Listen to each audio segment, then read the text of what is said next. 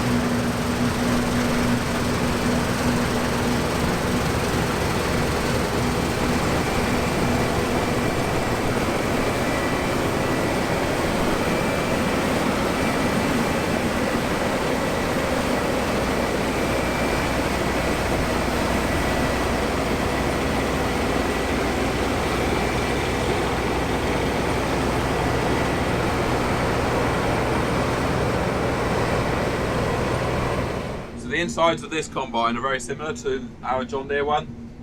It's got 6 straw walkers which separate the grain out of the straw, or shake the grain out of the straw. And it seems to go along very nicely. It's got a comfortable cab to sit in, the aircon's good. We've got a passenger seat here with a fridge underneath it. We've got a bit of space around the back of the seat. See the window into the grain tank. Might have to open up the concave a little bit. We're getting a few cracked grains, but the moisture's probably come down quite a lot.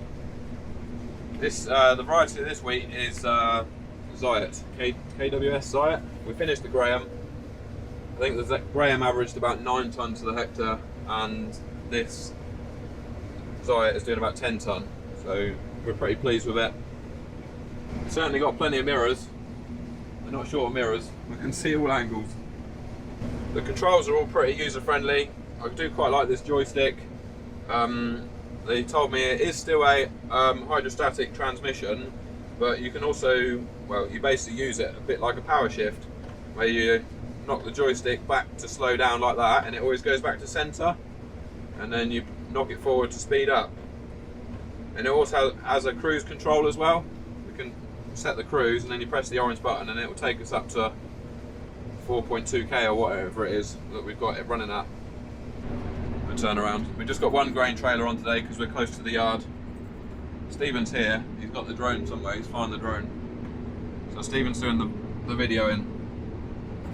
The moisture on the grain is getting pretty low, so we're smashing up the straw a bit. We do have auto steer as well. I think it's running Trimble.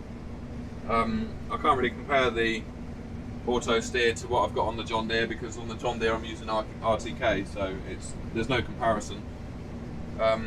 Yeah, we've got all the controls around here to operate the machine. Header on, separator on and off. Rotor speed, concave clearance. I think that's secondary concave clearance, and then wind and sieves controls. Yeah, it's all pretty good. Reel up and down, header up and down. We've got unloading spout out and in. Right, so it's just flashed up saying we're 3/4 full. The grain tank is actually a little bit slightly bigger on this than what we've got on the John Deere, so I'm going to unload. I'll press that button. and the unloading spout comes out. It's got a chute on the end of it, a hydraulic adjustable chute, which is quite good. Here comes Jeremy. So it does have a bit of an issue where the tractor has to drive on the straw. They said that there is an extension that you can get for the unloader, so you don't have to drive on the straw. See, I've turned the unload on and it automatically angles down to where we want it, and I can change the angle of the chute on the end of the spout there. If I speed up, Jeremy, if I try and change it, does it go out? Oh no, that's in. We don't want it in. We'll spill it. We'll put it out. That's it. And then you can drive on the other side of the straw then.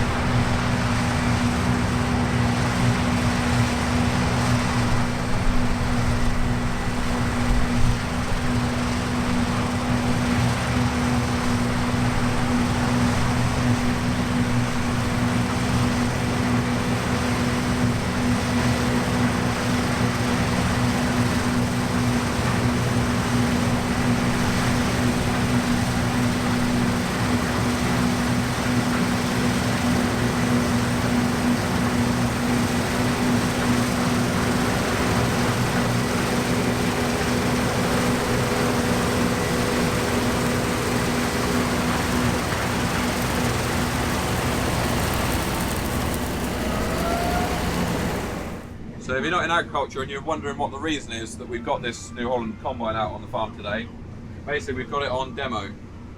Basically, the dealer that sells the combine will bring out the combine to your farm and let you use it for a few hours and try it, basically. Try before you buy. So that's what we're doing. We just got it for this afternoon, just to have a play with. Also on this screen we've got the loss monitors. That's a gauge for losses on the straw walkers, that's a gauge for losses on the sieves, and that is for the returns. It just gives you an idea of what losses you're getting. Basically just get out and have a look in the straw and then you can use it as a guide. There's always something about red button, isn't there, that you want to push it and find out what it does. So the guys that have brought this out today, they tell me that you can put a 30-foot header on it. We've got a 30-foot header on our John Deere. I think it would be alright. It would just affect the forward speed quite a lot, I think. With a 30-foot header, we'd probably be going along at about 4k instead of 4.8. Right, so when I was looking through the comments last night, I noticed that somebody from Canada was asking why in England and Europe we go so slow with our combines. So basically the thing that restricts our speed is the amount of crop going through the combine. In America and Canada, where they measure their grain quantities in bushels, whereas we measure ours in tons. I worked it out, well I googled it, there's around 36.7 bushels to a ton of wheat. So if we're cutting 4 ton wheat to the acre, that is, what was it? That is 146 bushels of wheat to the acre. And the difference is, in Canada, they're cutting, 30 bushel? Well, at the moment, it's like 5 bushel. If you watch Welker Farms or Mike Mitchell, they're having a really terrible harvest on yields. They're cutting sort of like 2, 3, 4, 5 bushels to the acre crops. So, and we're cutting 146 bushel to the acre. We've got a lot more crop going through the combine, which slows us down basically. That's the reason why in America and Canada they have the big headers, the 40, 50 foot headers, because the crops are so thin, and we have the 25, the 30, the 35 foot headers, well, and 40, because our crops are so thick.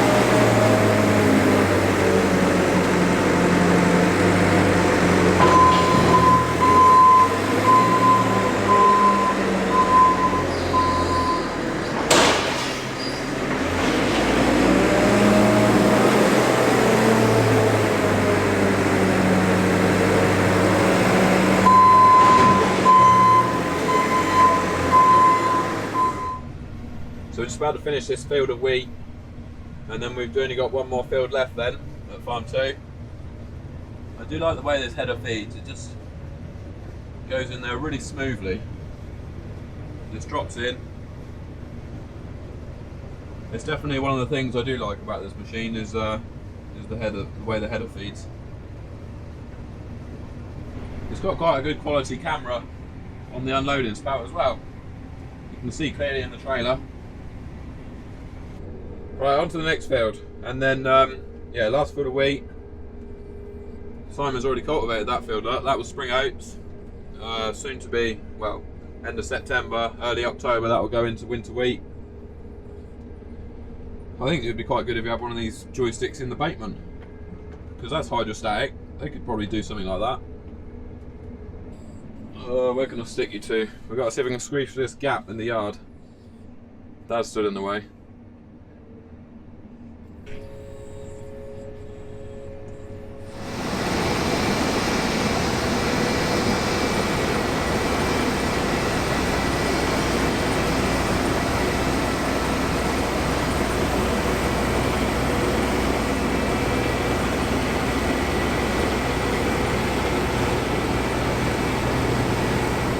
So it turns out we've got a full set of LED lights on here, so no problem seeing in the dark.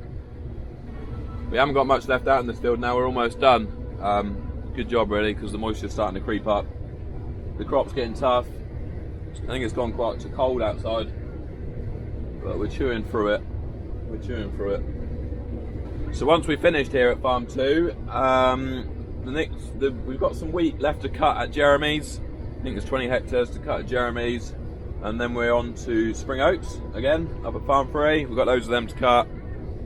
We've got spring wheat to cut. We've still got a fair bit to do, so yeah, still plenty to get on with. But yeah, I think that'll probably be the end of this video.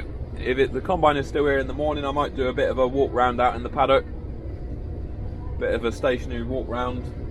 But if not, I will see you in the next video. Any comments or questions, put them in the box below. Maybe suggest another brand of combine that we could try before we buy one, or before the farm buys one. And yeah, thanks for watching. I'll see you in the next one. Bye for now. I almost forgot. Thank you to Stephen. Have you heard this thing for making these noises? Apparently it's like Space Invaders shooting aliens when it starts bleeping away. Stephen made me laugh earlier. He said, ask if it comes in green. Oh, it cracked me up, that did. Right, there we go.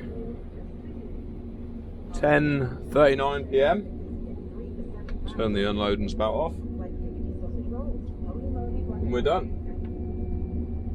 What have we done today? Let me bring that spout in. We have done this afternoon, because we didn't even start till the afternoon, 21.91 hectares.